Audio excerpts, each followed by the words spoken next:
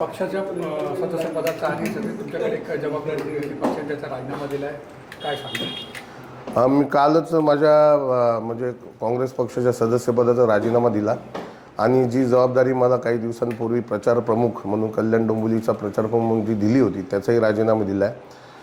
तुम्हाला सगळ्यांनाच माहिती की काही एक महिन्यापूर्वी जवळपास एक महिन्यापूर्वी मी जिल्हाध्यक्षपदाचा राजीनामा दिला होता, पदाचा राजीनामा दिला होता. मी अजिबात पक्ष सोडला नव्हता आणि त्यामुळे एक महिन्यानंतर मी आता हा निर्णयास आलो की मला काँग्रेसच्या सदस्यपदाचाही राजीनामा दिला पाहिजे आणि जी जबाबदारी मी मागितली नव्हती प्रचार प्रमुखाची त्याही पदाचा मी राजीनामा दिलेला आहे. शिवसेना शिंदे गटाच्या वाटेवर आता उद्या पक्ष प्रवेश होणार आहे अशी माहिती आहे.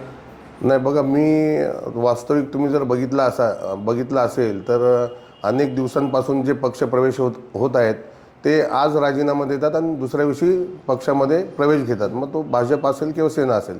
पण मला राजीनामा देऊन एक महिना झाला, मी कुठल्याही पक्षात गेलो नाही.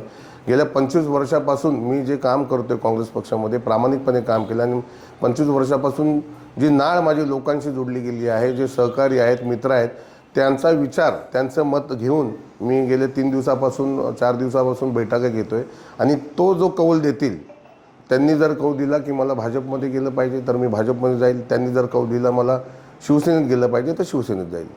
उद्या तुमच्या पक्षप्रवेश आहे शिवसेना शिंदे गटात उपमुख्यमंत्री एकनाथ शिंदे यांच्या उपस्थितीत ही माहिती आहे. किती यामध्ये तथ्य आहे? बघा, मी शिवसेनेत जाणार हे तर गेले 10 वर्षापासून तुम्ही ऐकताय किंवा लोकांमध्ये नेहमीच चर्चा असते.